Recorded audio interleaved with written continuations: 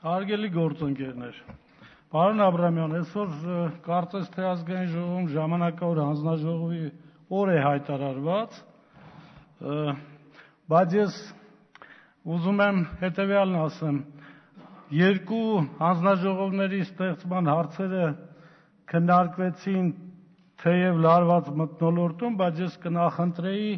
որ երրորդ հանձնաժողովի մարտի 1-2-ի գործով ժամանակավոր հանձնաժողով ստեղծելու մթնոլորտը նման լիներ գազային առաջի հանձնաժողովի քննարկմանը։ Եվ ես ինձանից կախված ամեն ինչ կանեմ, որպեսզի չասեք, թե ընդդիմությունը շահարկում է։ Եվ ես պետք է ուղղակի, քանի որ երկրորդ անգամ է այս հարցը ներկայացվում ազգային ժողովին, ուղղակի հիշեցման կարգով ասեմ, որ Հայ ազգային կոնգրես խմբակցությունը դեռևս 12 թվականի աշնանը սույն հանձնաժողովը ստեղծելու նախաձեռնությամբ մտել էր ազգային ժողով եւ նախագիծը ազգային ժողովի պետաիրավական հարցերի հանձնաժողովում քննարկելիս ես համաձայնեցի հանձնաժողովի նախագահ պարոն Դավիթ Հարությունյանի առաջարկությանը ստեղծել հանձնաժողովը նախագահական ընտրություններից հետո ստանալով ոչ միայն Դավիթ Հարությունյանի անձնական, այլ նաև նրա հավաստիացումները քաղաքական մեծամասնության կողմից։ Այնուհետև նման հավաստիացումներով մենք լիագումար նիստում ունկնդրեցինք նաև պարոն Աբրամյանի ելույթը, ուստի մենք այն կրկին վերստին շրջանառության մեջ դրեցինք 2003 թվականի մարտին, երբ որ ավարտվել էին նախագահական ընտրությունները։ 13 թվականի մարտին, կներեք, երբ որ ավարտվել էին նախագահական ընտրությունները։ Որոշ խմբագրական լրամշակումներից հետո պետք է ասեմ, որ պետաիրավական հարցերի մշտական հանձնաժողովը դրական եզրակացություն տվեց նախագծի վերաբերյալ եւ միաձայն հանձնաժողովի անդամ բոլոր պատգամավորները տարբեր խմբակցությունների միաձայն կողմ արտահայտվեցին այդ նախագծին։ Ինձ համար անսպասելին այն էր, որ հետագայում ազգային ժողովի լիագումար նիստում հանձնաժողովի ստեղծման նախագիծը քննարկելիս արդեն պարզվեց, որ քաղաքական մեծամասնությունը ունի ևս բազմաթիվ այլ առաջարկություններ, դիտողություններ, նկատառումներ, բայց կոմպրոմիսի համաձայնության ձգտման նպատակով մենք բազմաթիվ աշխատանքային քննարկումներ ունեցանք եւ ի վերջո ես որպես զեկուցող եւ համահեղինակ ընդունեցի մոտ 10 խմբագրական բնույթի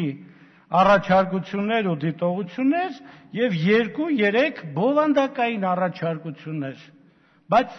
անընդունելի համարեցի 2 սկզբունքային դիտողություն, որովհետեւ եթե այդ դիտողությունները ընդունեինք, ապա ի սկզբանե անիմաստ կդառնար այս ժամանակավոր հանձնաժողովի ստեղծումը եւ կանխորոշվեր նախորոք այն առաքելության տապալումը, ինչը հանձնաժողովը իր առջև դրել էր։ Եվ բնականաբար համաձայնություն այսպես ձեռք չբերեցինք, իմ կարծիքով պատրվակ օգտագործելով մեկ-երկու լիազորության սուբյեկտիվ մեկնաբանություն, ինչի ես ստորև կփորձեմ հիմնավորել, եւ այդ հանձնաժողովը չստեղծվեց։ Եվ ինչ ունեցանք, նախաձեռնության սկզբից անցել է տարի ու կես, մարտի 1-ի դեպքերից, այդ արյունալի դեպքերից անցել է ուղիղ 6 տարի, չեն բացահայտվել ոչ մի սպանություն, չեն բացահայտվել մի քանի 100 մարմնական վնասվածքներ, հրազենային, գնդակային, բեկորային եւ այլ մարմնական վնասվածքներ հասցնելու դեպքեր, այդ քաղաքացիները չեն օգտվել դատական պաշտպանության իրավունքից, տուժողների մեծ մասը նույնիսկ քրեական գործով տուժող որպես ընդգրկված չէ, եւ չեն ստանում սահմանադրությամբ նախատեսված փոխհատուցում, առնվազն դրամական փոխհատուցում։ Էլ չեմ խոսում, որ վերջերս ազգային ժողովի օրակարգից հանվեց նաեւ բռնությամբ կատարված հանցագործությունների զոհերին փոխհատուցում տալու մասին այդ Ստրասբուրգի 83 թվականի կոնվենցիայի վավերացումը, որը էլի ինչ որ հնարավորություն էր վերը նշված տուժողներին եւ զոհվածների հարազատներին ինչ որ փոխհատուցում ստանալու առումով։ Այսինքն մենք ոչ մի քայլ չարեցինք գոնե մեր խղճի առաջ հանգիստ լինելու համար, որպեսզի կարողանայինք վերը նշված քաղաքացիներին օգնել։ Ասեմ ավելին, մարտի 1-ի զոհերից մեկի զինծառայող, ներքին զորքերի զինծառայող Տիգրան Աբգարյանի հայրը ուրեմն ինսուլտից մահացավ այս ընթացքում, մյուս զոհի Տիգրան Խաչատրյանի մայրը իր մյուս զավակի հետ լքեց Հայաստանը, քաղաքական ապաստան ստացավ Բելգիայում, իսկ հարյուրավոր քաղաքացիներ այդպես էլ արդարություն ու պաշտպանություն չգտան մեր երկրում։ Իհարկե, կարևոր է գազի գինը, կարևոր է, որ նայրիտը չթալանեն, կարևոր է, որ աշխատատեղեր լինեն, բայց այս ժողովրդի մեծ մասը, պարոն Աբրամյան, մեր երկրից գնում է ոչ թե տնտեսական կամ նյութական պայմաններից դրդված, այլ ես կարծում եմ մեծամասնությունը հեռանում է հայրենիքից, որովհետև այստեղ ինքը պաշտպանված չէ, այստեղ ինքը ապահով չէ, սպանում են, սպանողին չեն դատում, խեղում են, խեղողին չեն պատժում, չեն հայտնաբերում։ Իհարկե, սա մեր գործը չէ, սա ազգային ժողովի անմիջական պարտականությունների մեջ չի մտնում։ Այս ընթացքում անցած հանձնաժողովի նախագիծը մերժելուց ի վեր ունենք նոր հատուկ քննչական ծառայության պետ, մոտ 1 տարի, 5-6 ամիս ունենք նոր գլխավոր դատախազ, բայց մարտի 1-ի գործը այդպես էլ տեղից չի շարժվում եւ մենք որևէ տեղեկատվություն չունենք, ես ձեզ փոխանցում եմ նաեւ տուժողների իրավահաջորդների տեղեկատվությունը, նրանք եւս որևէ ինֆորմացիա տեղեկատվություն չունեն, որ քրեական գործի քննությունը շարունակվում է։ Ձեզ որպես այդ մարմիններում բազմաթիվ տարիներ աշխատած կարող եմ ձեզ վստահեցնել, որ իրականում որևէ օպերատիվ հետախուզական աշխատանք չի կատարվում, որևէ քննչական աշխատանք չի կատարվում այդ գործով։ Ուղղակի չեն կասեցնում, չեն կարճում առավել եւս, որպեսզի ստիպված չլինեն գործի նյութերը տրամադրել տուժողներին եւ նրանց իրավահաջորդներին։ Իսկ ինչ կպարզվի, եթե տրամադրեն, կպարզվի, որ դեպքի վայրից հայտնաբերած 1500-1600 պարկուշներն ու փամփուշտները մինչ օրս իդենտիֆիկացված չեն ներքին զորքերի սպառազինության մեջ գտնվող, ոստիկանության սպառազինության մեջ գտնվող որևէ հրազենի հետ։ Կպարզվի, որ սպանվածների մարմիններից հանված գնդակները, վիրավորների մարմիններից հանված գնդակները եւս նույնականացված չեն ոստիկանության սպառազինության մեջ գտնվող որևէ զենքի հետ։ Կպարզվի նաեւ, որ մարտի 1-2-ի դեպքերով բերման է ենթարկվել 500-ից ավելի ձերբակալվել քաղաքացի, սա դատավարական ձերբակալվածների մասին է խոսքը, իրականում մի քանի անգամ ավելի անձինք ապօրինի բերման են ենթարկվել եւ ապօրինի զրկվել ազատությունից, 170-ի նկատմամբ կալանքը որպես խափանման միջոց է ընտրվել դատարանի կողմից, մոտ 90 մեղադրական դատավճիռ է արձակվել եւ այդ քաղաքացիներից ոչ ոք չի պատժվել, չի մեղադրվել, չի դատապարտվել ապօրինի զենք կամ զինամթերք կրելու, գործադրելու մեղադրանքով մարտի 1-2-ին։ Կպարզվի հետևաբար, որ մինչև օրս այն անձինք կամ կառույցները, որոնք մասնակցել են մարտի 1-ի այդ իրադարձություններից, որոնց կրակոցներից զոհվել են առնվազն 10 քաղաքացի, խեղվել մի քանի հարյուրը, այդ թվում նաև զինծառայողներ, այդ թվում նաև ոստիկանության աշխատակիցներ, մինչև հիմա պարզված չէ։ Սա է խնդիրը։ Եթե մեր իրապահ մարմինները իրենց գործը արած լինեին, ես երբեք, գիտեք, ես ասելու համար ոչինչ չեմ ասում։ Ես երբեք չէի բարձրանա այս ամբիոն եւ երկրորդ անգամ նույն հարցը չէի բարձրացնի։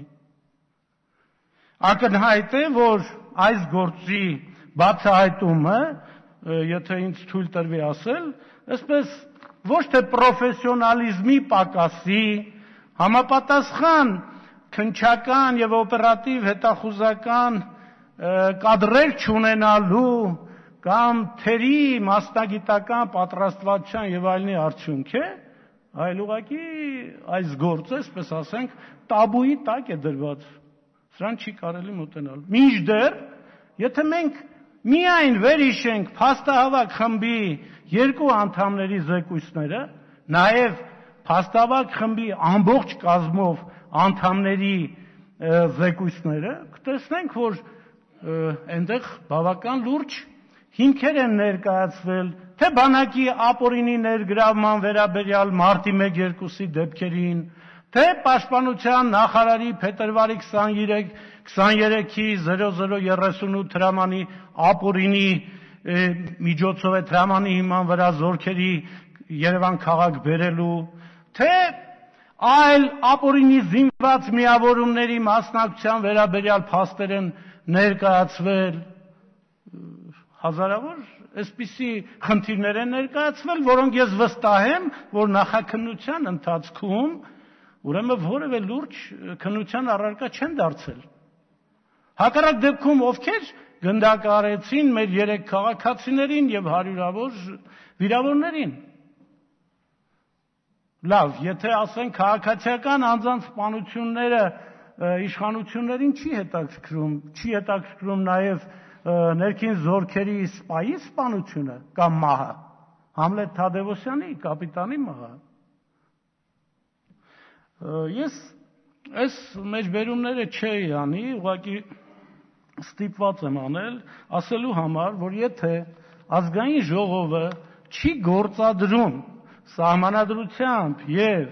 օրենքներով իրեն վերապահված լիազորությունները, ապա ներկա պայմաններում մենք կարծես բոլորով միասին մեղսակից ենք դառնում այս հանցագործությունների չբացահայտման կամ կարելի ավելի խիստ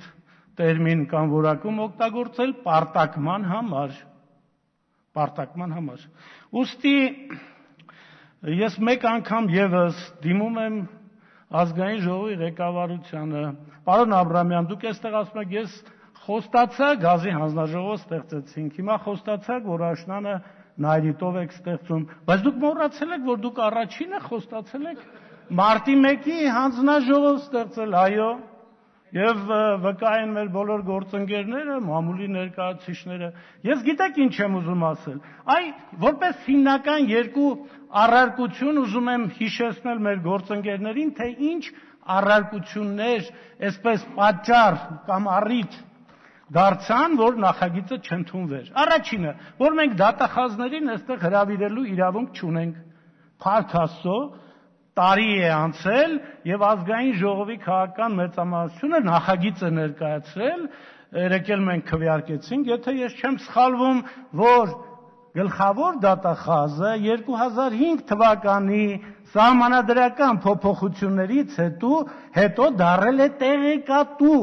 պաշտոնատար անձ ազգային ժողովին։ Իսկ ինձ ասում էին դա դատական իշխանության մարմին է, ինչպես կարող եք նրանց հրավիրել, հարցեր տալ եւ այլն։ Այս մեկ Այսինքն տարի պահանջվեց, որ այդ դրույթը մեծամասնությունը ինքը որպես նախագիծ, որպես օրենքի նախագիծ վերեր եւ ներկայացներ։ Հիմա հաջորդն ասեմ, հաջորդ առարկությունը, որ ժամանակավոր հանձնաժողովը չի կարող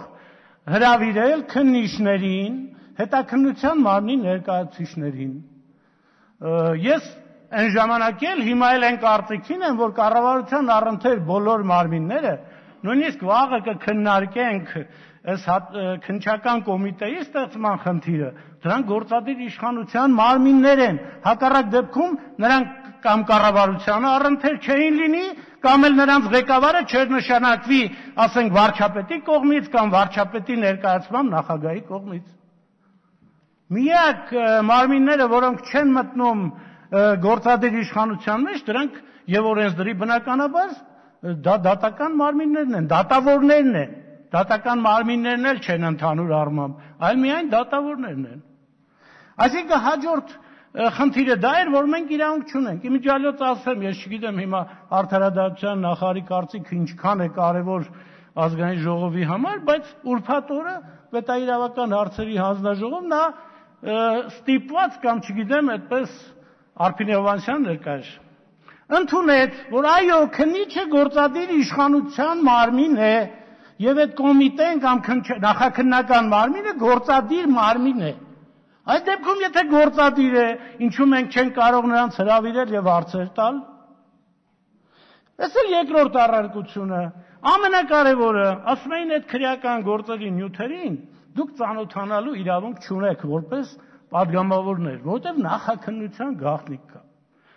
Հարգելի գործընկերներ, ես ինքս դատախազ եմ եղել եւ գիտեմ, թե նախաքննության գաղտնիքն ինչ է։ Նախաքննության գաղտնիքը մինչեւ գործը դատարան ուղարկելը այդ մեղադրական կողմի ապացույցների գաղտնի պահելն է մեղադրանքի կողմի պաշտպանական կողմից։ Դուք ինչ է, այստեղ մտավախություն կամ հույս ունեք, որ այդ գործը գնալու է դատարան։ 6 տարի անցել որևէ մեկին դատի չեն տվել։ Ումն են ուղարկելու դատարան եւ ինչ նախաքննական գաղտնիք է պարունակում այդ թղթերի մեջ։ Ավելին ասեմ, քրեական դատավարության օրենսգրքի այդ արգելքը վերաբերում է քրեական դատավարության սուբյեկտներին, մասնակիցներին եւ ոչ թե ազգային ժողովի падգամավորներին։ Հուսամ, որ 1 տարի հետո այս խնդիրը ինչ որ նախագծով նորից մեծամասնության կողմից կմտնի օրակարգ։ Հիմա ես նաև ուզում եմ ձեզ հիշեցնեմ, որ այս հանձնաժողովը, այս նախագիծը, որը մենք ներկայացրել ենք, որևէ աղերս չունի նախորդ հանձնաժողովի հետ։ Մենք այստեղ դրել ենք շատ սահմանափակ խնդիրների շրջանակ, որը ինչ որ չափով միայն կարելի է ասել, որ կրկնում է նախորդը, բայց իրականում փաստահավաք ֆունկցիա այս հանձնաժողովը մեծ հաշվով չի իրականացնելու։ Այս հանձնաժողովի խնդիրն է գնահատական տալ հետաքննության մարմինների, նախաքննության մարմինների, գլխավոր դատախազության կատարած գործողություններին եւ կայացրած որոշումներին այդ քրեական գործի շրջանակներում։ Հիմա դուք ինչպես եք պատկերացնում, մենք ինչպես պետք է գնահատական տանք այդ գործողություններին կամ որոշումներին, եթե մենք չենք ծանոթանալու այդ որոշումների հետ, մենք չենք ընթերցելու, մեր տրամադրության տակ չի լինելու այդ որոշումները։ Վերջում ես կոչ եմ անում պարոն Աբրամյան, մեկ անգամ եւս անդրադառնալ այս հանձնաժողովի ստեղծման նպատակահարմարությանը, սա ես ասեմ մեր բոլորի խնդիրն է անկախ նրանից, թե ես հիմա ազգային ժողովի դահլիճի որ հատվածում եմ նստած։ Ես դուք գիտեք, դատախազ եմ եղել եւ չի կարող ինձ մեկը վկայակոչել մի մահվան դեպքով ելք կամ գործ կամ սպանության փաստ, որ ես անտեսած լինեմ կամ չգիտեմ ծածկած լինեմ, քողարկած լինեմ, պարտակած լինեմ։ Սա մահվան ծանրացիչ հանգամանքներում կատարված սպանությունների, հարյուրավոր ծանր մարմնական վնասվածքների մասին է խոսքը եւ մենք որպես ազգային ժողովի падգամավորներ անկախ քաղաքական խմբակցության պատկանելությունից պարտավոր ենք մեր լիազորությունների շրջանակում անել ամեն ինչ, որպեսզի այս գործը տեղից շարժվի, գործի բացահայտումը տեղից շարժվի։ Ես չեմ ասում, թե մեր ժամանակավոր հանձնաժողովի ստեղծման արդյունքում այս գործը մենք բոլոր սպանությունները կբացահայտենք։ Ոչ, բայց առնվազն 3-ը, 4-ը 3-ի 4-ի բացահայտմանը մենք կարող ենք իրական աջակցություն ցուցաբերել։ Մենք կարող ենք իրական աջակցություն ցուցաբերել մնացած հրազենային բեկորային վնասվածքներ պատճառելու գոնե կառույցների կամ անձանց շրջանակի ճշգրտման հետ կապված։ Պարոն Ջհանգիրյան, մինչև հերթագրումը ես ուզում եմ երկու ճշգրտում անենք։ Ես իմ ելույթում ասել եմ, որ հնարավորություն կստեղծվի անպայման Նայիրիտի հետ կապված խնդիրները քննարկելու։ 1. Երկրորդը հանձնաժողովի հետ կապված։ Դուք իրավաբաններով հանձնաժողովի հետ կապված մարտի 1-ի հանձնաժողովի հետ կապված դուք ընդհանուր հայտարարի չեք եկել։ Քաղաքական որոշում մեր կոալիցիայի կողմից եղել էր, որ ստեղծենք։ Ցավոք, ձեր իրավաբանը բացակայում է։ Պարոն Հարությունյանի հետ քննարկեք, եթե ընդհանուր հայտարարի կգաք, մենք համաձայն ենք։ Ասեմ, պարոն Հարությունյանի հանձնաժողովում, պետաիրավական հանձնաժողովում որևէ այդպիսի առաջարկ ու առարկություն չի ընչել։ Ինչ խմբագրական բնույթի կամ բովանդակային խնդիրներ եղել է, մենք եկել ենք համաձայնության։ Տարաձայնությունները ի հայտ են եկել լիագումար նիստում։ Կորյուն Նահապետյանն ուր է։ Ահա, մեկը Կորյունը, որ ասում է դատախազների մոտ կարող եք կանչել։ Հիմա պարզվում է, որ կարող ենք։